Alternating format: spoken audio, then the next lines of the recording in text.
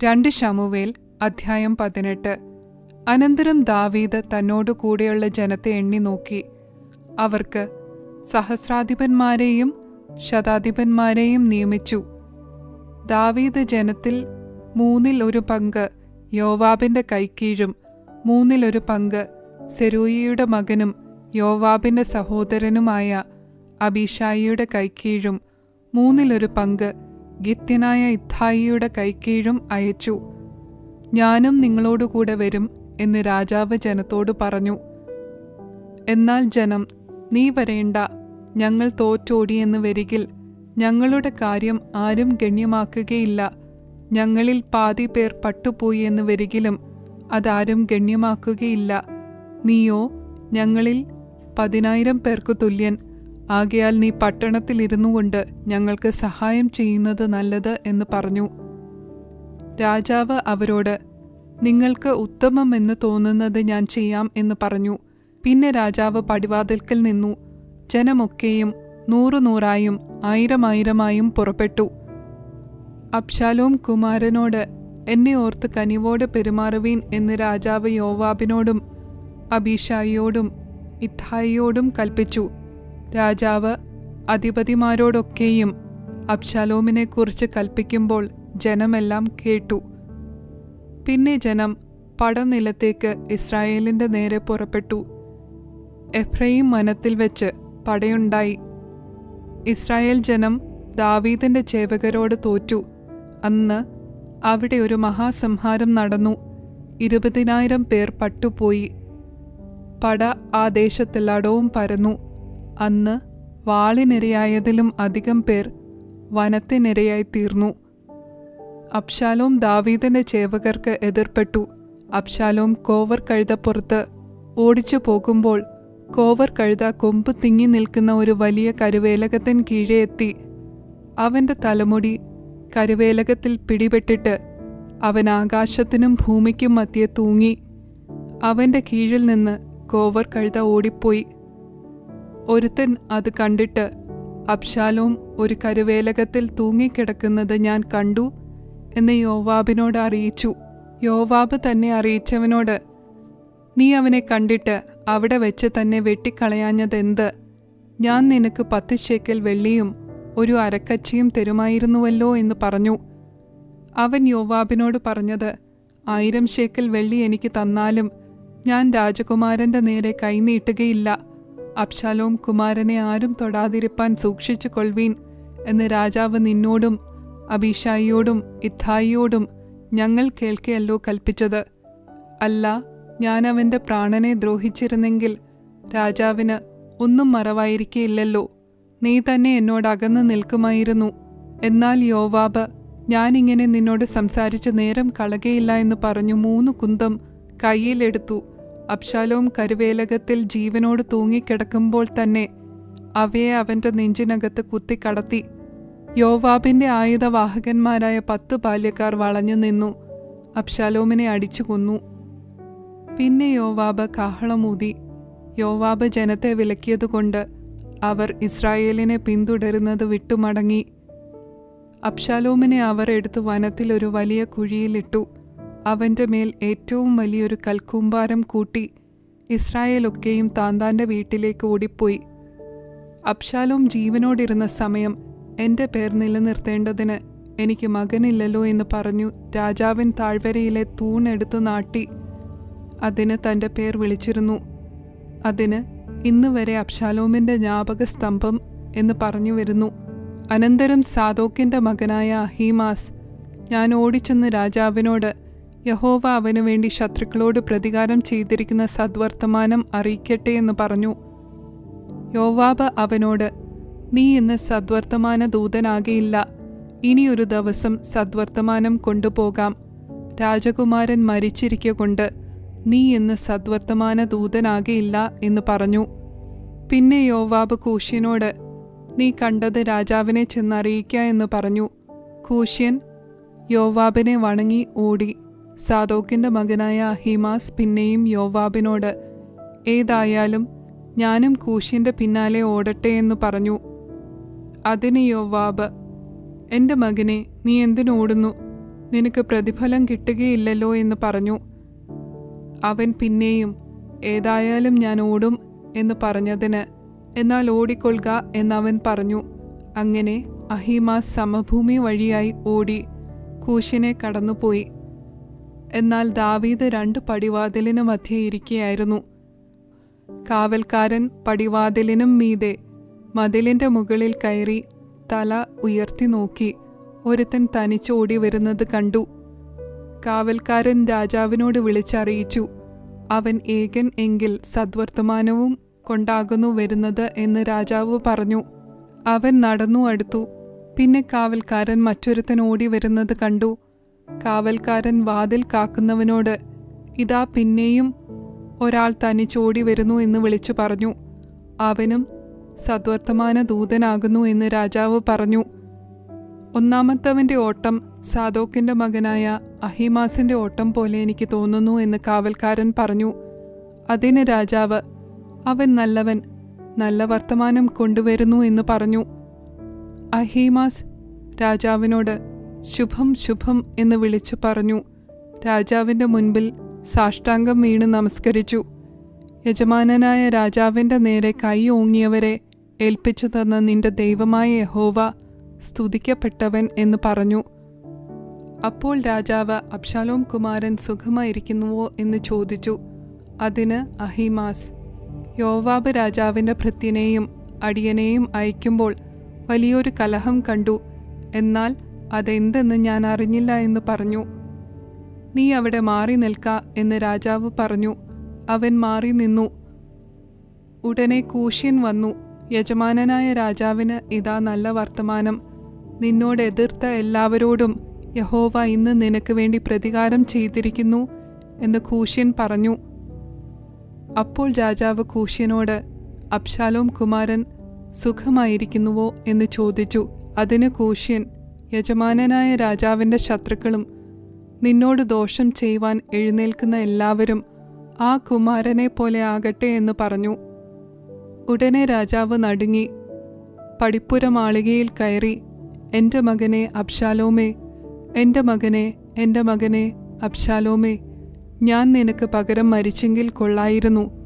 അബ്ശാലോമേ, എൻ്റെ മകനെ, എൻ്റെ മകനെ എന്നിങ്ങനെ പറഞ്ഞു കരഞ്ഞും കൊണ്ട് നടന്നു.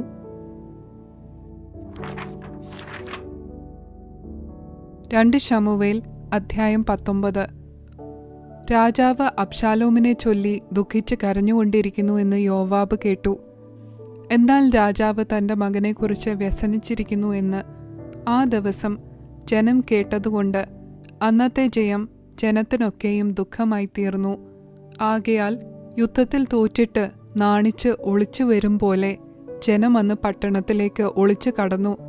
രാജാവ് മുഖം മൂടി, എൻ്റെ മകനെ അബ്ശാലോമേ, അബ്ശാലോമേ, എൻ്റെ മകനെ എന്നുറക്കെ നിലവിളിച്ചു കൊണ്ടിരുന്നു. അപ്പോൾ യോവാബ് അരമനയിൽ രാജാവിൻ്റെ അടുക്കൽ ചെന്നു പറഞ്ഞത്, ഇന്ന് നിന്റെയും നിന്റെ പുത്രീപുത്രന്മാരുടെയും നിന്റെ ഭാര്യമാരുടെയും വെപ്പാട്ടികളുടെയും ജീവനെ രക്ഷിച്ചിരിക്കുന്ന നിന്റെ സകല ഭൃത്യന്മാരെയും നീ ഇന്ന് ലജ്ജിപ്പിച്ചിരിക്കുന്നു. നിന്നെ പകയ്ക്കുന്നവരെ നീ സ്നേഹിക്കുന്നു, നിന്നെ സ്നേഹിക്കുന്നവരെ നീ പകയ്ക്കുന്നു. പ്രഭുക്കന്മാരും ഭൃത്യന്മാരും നിനക്കേതുമില്ല എന്ന് നീ ഇന്ന് കാണിച്ചിരിക്കുന്നു. അബ്ശാലോം ജീവിച്ചിരിക്കുകയും ഞങ്ങളെല്ലാവരും ഇന്ന് മരിക്കുകയും ചെയ്തിരുന്നു എങ്കിൽ നിനക്ക് നല്ല പ്രസാദമാകുമായിരുന്നു എന്നെനിക്കിന്ന് മനസ്സിലായി. ആകയാൽ ഇപ്പോൾ എഴുന്നേറ്റ് പുറത്തു വന്ന് നിന്റെ ഭൃത്യന്മാരോട് സന്തോഷമായി സംസാരിക്ക. നീ പുറത്തു വരാത്ത പക്ഷം യഹോവയാണ്, ഈ രാത്രി ആരും നിന്നോടുകൂടെ താമസിക്കുകയില്ല. അത് നിന്റെ ബാല്യം മുതൽ ഇതുവരെ നിനക്ക് ഭവിച്ചിട്ടുള്ള സകല അനർത്ഥത്തെക്കാളും വലിയ അനർത്ഥമായി തീരും. അങ്ങനെ രാജാവ് എഴുന്നേറ്റു പടിവാതിൽക്കൽ ഇരുന്നു. രാജാവ് പടിവാതിൽക്കൽ ഇരിക്കുന്നു എന്ന് ജനത്തിനെല്ലാം അറിവ് കിട്ടി. സകല ജനവും രാജാവിൻ്റെ മുൻപിൽ വന്നു. ഇസ്രായേല്യർ താന്താങ്ങളുടെ വീടുകളിലേക്ക് ഓടിപ്പോയിരുന്നു. എല്ലാ ഇസ്രായേൽ ഗോത്രങ്ങളിലുമുള്ള ജനമൊക്കെയും തമ്മിൽ തർക്കിച്ചു. രാജാവ് നമ്മെ ശത്രുക്കളുടെ കയ്യിൽ നിന്ന് രക്ഷിച്ചു, ഫിലിസ്ത്യരുടെ കയ്യിൽ നിന്ന് നമ്മെ വിടുവിച്ചതും അവൻ തന്നെ. ഇപ്പോഴോ അബ്ശാലോം നിമിത്തം അവൻ നാടുവിട്ട് ഓടിപ്പോയിരിക്കുന്നു. നമുക്ക് രാജാവായി നാം അഭിഷേകം ചെയ്തിരുന്ന അബ്ശാലോമോ പടയിൽ പട്ടുപോയി. ആകയാൽ രാജാവിനെ തിരികെ കൊണ്ടുവരുന്ന കാര്യത്തിൽ നിങ്ങൾ അനങ്ങാതിരിക്കുന്നത് എന്ത് എന്ന് പറഞ്ഞു. അനന്തരം ദാവീദ് രാജാവ് പുരോഹിതന്മാരായ സാദോക്കിൻ്റെയും അബ്യാഥാരിൻ്റെയും അടുക്കൽ ആളയച്ചു പറയിച്ചതെന്തെന്നാൽ, നിങ്ങൾ യഹൂദാ മൂപ്പന്മാരോട് പറയേണ്ടത്, രാജാവിനെ അരമനയിലേക്ക് തിരികെ കൊണ്ടുവരുന്ന കാര്യത്തിൽ നിങ്ങൾ പിൻപന്മാരായി നിൽക്കുന്നത് എന്ത്? രാജാവിനെ അരമനയിലേക്ക് തിരികെ കൊണ്ടുവരുന്ന കാര്യത്തിൽ എല്ലാ ഇസ്രായേലിൻ്റെയും സംസാരം അവൻ്റെ അടുക്കൽ എത്തിയിരിക്കുന്നു. നിങ്ങൾ എൻ്റെ സഹോദരന്മാർ, എൻ്റെ അസ്ഥിയും മാംസവും അല്ലോ. രാജാവിനെ മടക്കി വരുത്തുന്ന കാര്യത്തിൽ നിങ്ങൾ പിൻപരായി നിൽക്കുന്നത് എന്ത്? നിങ്ങൾ അമാസയോട്, നീ എൻ്റെ അസ്ഥിയും മാംസവുമല്ലോ, നീ യോവാബിന് പകരം എപ്പോഴും എൻ്റെ മുൻപിൽ സേനാപതി ആയിരിക്കുന്നില്ല എങ്കിൽ ദൈവം തക്കവണ്ണവും അധികവും എന്നോട് ചെയ്യട്ടെ എന്ന് പറവീൻ. ഇങ്ങനെ അവൻ സകല യഹൂദ പുരുഷന്മാരുടെയും ഹൃദയം ഒന്നുപോലെ ആകർഷിച്ചു. ആകയാൽ അവർ, നീയും നിന്റെ സകല ഭൃത്യന്മാരും മടങ്ങി വരുവീൻ എന്ന് രാജാവിൻ്റെ അടുക്കൽ പറഞ്ഞയച്ചു. അങ്ങനെ രാജാവ് മടങ്ങി യോർദാങ്കിലെത്തി. രാജാവിനെ എതിരേറ്റ് യോർദാൻ കടത്തിക്കൊണ്ടു പോരേണ്ടതിന് യഹൂദാ പുരുഷന്മാർ ഗിൽഗാലിൽ ചെന്നു. ബഹൂരീമിലെ ബെന്യാമീന്യനായ ഗേരയുടെ മകൻ ശിമെയിയും യഹൂദാ പുരുഷന്മാരോടുകൂടെ ദാവീദ് രാജാവിനെ എതിരേൽപ്പാൻ ബന്ധപ്പെട്ടു ചെന്നു. അവനോടുകൂടെ 1000 ബെന്യാമീന്യരും ശൗലിൻ്റെ ഗൃഹവിചാരകനായ സീബയും അവൻ്റെ 15 പുത്രന്മാരും 20 ഭൃത്യന്മാരും ഉണ്ടായിരുന്നു. അവർ രാജാവ് കാൺകെ യോർദാൻ കടന്നു ചെന്നു. രാജാവിൻ്റെ കുടുംബത്തെ ഇക്കരെ കടത്തേണ്ടതിനും അവൻ്റെ ഇഷ്ടം പോലെ ചെയ്യേണ്ടതിനും ചെങ്ങാടം അക്കരെ ചെന്നിരുന്നു. അപ്പോൾ ഗേരയുടെ മകനായ ശിമെയി യോർദാൻ കടപ്പാൻ പോകുന്ന രാജാവിൻ്റെ മുൻപിൽ വീണ് രാജാവിനോട്, എൻ്റെ യജമാനൻ എൻ്റെ കുറ്റം എനിക്ക് കണക്കിടരുതേ. യജമാനനായ രാജാവ് യെരുശലേമിൽ നിന്ന് പുറപ്പെട്ട ദിവസം അടിയൻ ചെയ്ത ദോഷം രാജാവ് മനസ്സിൽ വയ്ക്കുകയും ഓർക്കുകയും അരുതേ. അടിയൻ പാപം ചെയ്തിരിക്കുന്നു എന്നറിയുന്നു. അതുകൊണ്ട് ഇതാ, യജമാനനായ രാജാവിനെ എതിരേൽക്കേണ്ടതിന് ഇറങ്ങി വരുവാൻ യോസേഫിൻ്റെ സകല ഗൃഹത്തിലും വെച്ച് അടിയൻ ഇന്നു മുൻപനായി വന്നിരിക്കുന്നു എന്ന് പറഞ്ഞു. എന്നാറെ സെരൂയയുടെ മകനായ അബീഷായി യഹോവയുടെ അഭിഷിക്തനെ ശപിച്ചിരിക്കുന്ന ശിമെയി അത് നിമിത്തം മരണശിക്ഷ അനുഭവിക്കേണ്ടയോ എന്ന് ചോദിച്ചു. അതിന് ദാവീദ് സെരൂയയുടെ പുത്രന്മാരെ, ഇന്ന് നിങ്ങൾ എനിക്ക് എതിരികളാകേണ്ടതിന് എനിക്കും നിങ്ങൾക്കും തമ്മിലെന്ത്? ഇന്ന് ഇസ്രായേലിൽ ഒരുത്തനെ കൊല്ലാമോ? ഇന്ന് ഞാൻ ഇസ്രായേലിന് രാജാവെന്ന് ഞാൻ അറിയുന്നില്ലയോ എന്ന് പറഞ്ഞു. പിന്നെ ശിമെയിയോട്, നീ മരിക്കയില്ല എന്ന് പറഞ്ഞു. രാജാവ് അവനോട് സത്യവും ചെയ്തു. ശൗലിൻ്റെ മകനായ മെഫീബോശേത്തും രാജാവിനെ എതിരേൽപ്പാൻ വന്നു. രാജാവ് പോയ ദിവസം മുതൽ സമാധാനത്തോടെ മടങ്ങി വന്ന ദിവസം വരെ അവൻ തൻ്റെ കാലിന് രക്ഷ ചെയ്യുകയോ താടി ഒതുക്കുകയോ വസ്ത്രം അലക്കിക്കുകയോ ചെയ്തിരുന്നില്ല. എന്നാൽ അവൻ രാജാവിനെ എതിരേൽപ്പാൻ യെരുശലേമിൽ നിന്ന് വന്നപ്പോൾ രാജാവ് അവനോട്, മെഫീബോശേത്തെ, നീ എന്നോടുകൂടെ വരാതെയിരുന്നത് എന്ത് എന്ന് ചോദിച്ചു. അതിന് അവൻ ഉത്തരം പറഞ്ഞത്, യജമാനനായ രാജാവേ, എൻ്റെ ഭൃത്യൻ എന്നെ ചതിച്ചു. കഴുതപ്പുറത്ത് കയറി രാജാവിനോടുകൂടെ പോകേണ്ടതിന് കോപ്പിടണമെന്ന് അടിയൻ പറഞ്ഞു. അടിയൻ മുടന്തനല്ലോ. അവൻ യജമാനനായ രാജാവിനോട് അടിയനെക്കൊണ്ട് നുണയും പറഞ്ഞു. എങ്കിലും യജമാനനായ രാജാവ് ദൈവദൂതന് തുല്യനാകുന്നു. തിരുമനസ്സിലെ ഇഷ്ടം പോലെ ചെയ്തുകൊള്ളുക. യജമാനനായ രാജാവിൻ്റെ മുൻപാകെ അടിയൻ്റെ പിതൃഭവനമൊക്കെയും മരണയോഗ്യരായിരുന്നു. എങ്കിലും അടിയനെ അവിടുത്തെ മേശയെങ്കിൽ ഭക്ഷിക്കുന്നവരുടെ കൂട്ടത്തിലാക്കി. രാജാവിനോട് ആവലാതി പറവാൻ അടിയന് ഇനി എന്ത് അവകാശമുള്ളൂ? രാജാവ് അവനോട്, നീ നിന്റെ കാര്യം ഇനി അധികം പറയുന്നത് എന്തിന്? നീയും സീബയും നിലം പകത്തെടുത്തു കൊള്ളുവീൻ എന്ന് ഞാൻ കൽപ്പിക്കുന്നു എന്ന് പറഞ്ഞു. മെഫീബോശെത്ത് രാജാവിനോട്, അല്ല, അവൻ തന്നെ മുഴുവനും എടുത്തുകൊള്ളട്ടെ. യജമാനനായ രാജാവ് സമാധാനത്തോടെ അരമനയിൽ എത്തിയിരിക്കുന്നുവല്ലോ എന്ന് പറഞ്ഞു. ഗിലെയാദ്യനായ ബർസില്ലായിയും രോഗലീമിൽ നിന്നു വന്നു. രാജാവിനെ യോർദാനക്കരെ കടത്തി യാത്ര അയപ്പാൻ അവനോടുകൂടെ യോർദാൻ കടന്നു. ബർസില്ലായിയോ 80 വയസ്സുള്ള ഒരു വയോധികനായിരുന്നു. രാജാവ് മഹനയീമിൽ പാർത്തിരുന്ന കാലത്ത് അവൻ ഭക്ഷണ സാധനങ്ങൾ അയച്ചു കൊടുത്തു. അവൻ മഹാധനികനായിരുന്നു. രാജാവ് ബർസില്ലായിയോട്, എന്നോടുകൂടെ പോരുക, ഞാൻ നിന്നെ യെരുശലേമിൽ എൻ്റെ അടുക്കൽ പാർപ്പിച്ച് രക്ഷിക്കും എന്ന് പറഞ്ഞു. ബർസില്ലായി രാജാവിനോട് പറഞ്ഞതെന്തെന്നാൽ, ഞാൻ രാജാവിനോടുകൂടെ യെരുശലേമിൽ വരുന്നതെന്തിന്?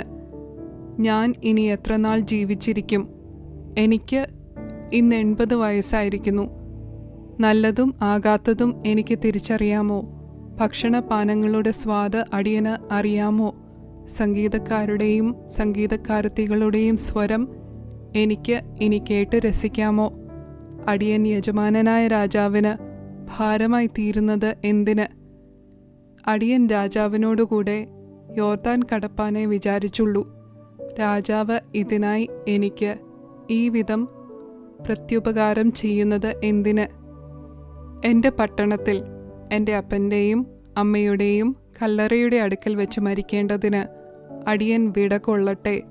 എന്നാൽ നിന്റെ ദാസനായ കിംഹാം ഇതാ, അവൻ യജമാനനായ രാജാവിനോടുകൂടെ പോരട്ടെ.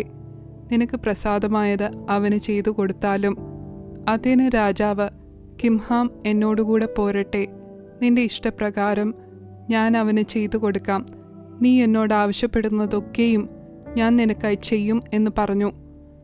പിന്നെ സകല ജനവും യോർദാൻ കടന്നു. രാജാവ് യോർദാൻ കടന്ന ശേഷം ബർസില്ലായിയെ ചുംബനം ചെയ്തു അനുഗ്രഹിച്ചു. അവൻ സ്വദേശത്തേക്ക് മടങ്ങിപ്പോയി. രാജാവ് ഗിൽഗാലിൽ ചെന്നു. കിംഹാം അവനോടുകൂടെ പോയി. യഹൂദ ജനമൊക്കെയും ഇസ്രായേൽ ജനം പാതിയും കൂടി രാജാവിനെ ഇക്കരെ കൊണ്ടുവന്നു. അപ്പോൾ ഇസ്രായേൽ പുരുഷന്മാരൊക്കെയും രാജാവിൻ്റെ അടുക്കൽ വന്ന് രാജാവിനോട്, ഞങ്ങളുടെ സഹോദരന്മാരായ യഹൂദ പുരുഷന്മാർ രാജാവിനെയും അവൻ്റെ കുടുംബത്തെയും ദാവീദിൻ്റെ സകല പരിചാരകന്മാരെയും മോഷ്ടിച്ചു കൊണ്ടുവന്നു. യോർദാൻ കടത്തിയത് എന്ത് എന്ന് പറഞ്ഞു. അതിന് യഹൂദ പുരുഷന്മാരൊക്കെയും ഇസ്രായേൽ പുരുഷന്മാരോട്, രാജാവ് ഞങ്ങൾക്ക് അടുത്ത ചാർച്ചക്കാരൻ ആകൊണ്ട് തന്നെ അതിന് നിങ്ങൾ കോപിക്കുന്നതെന്തിന്? ഞങ്ങൾ രാജാവിൻ്റെ വക വല്ലതും തിന്നുവോ? അവൻ ഞങ്ങൾക്ക് വല്ല സമ്മാനവും തന്നുവോ എന്നുത്തരം പറഞ്ഞു. ഇസ്രായേൽ പുരുഷന്മാർ യഹൂദ പുരുഷന്മാരോട്, രാജാവെങ്കിൽ ഞങ്ങൾക്ക് 10 ഓഹരിയുണ്ട്, ദാവീദെങ്കിൽ ഞങ്ങൾക്ക് നിങ്ങളെക്കാൾ അധികം അവകാശവുമുണ്ട്. നിങ്ങൾ ഞങ്ങളെ ധിക്കരിച്ചത് എന്ത്? ഞങ്ങളുടെ രാജാവിനെ തിരികെ കൊണ്ടുവരേണ്ടതിന് ഞങ്ങളല്ലയോ ആദ്യം പറഞ്ഞത് എന്നുത്തരം പറഞ്ഞു. എന്നാൽ യഹൂദ പുരുഷന്മാരുടെ വാക്ക് ഇസ്രായേൽ പുരുഷന്മാരുടെ വാക്കിനേക്കാൾ അധികം കഠിനമായിരുന്നു.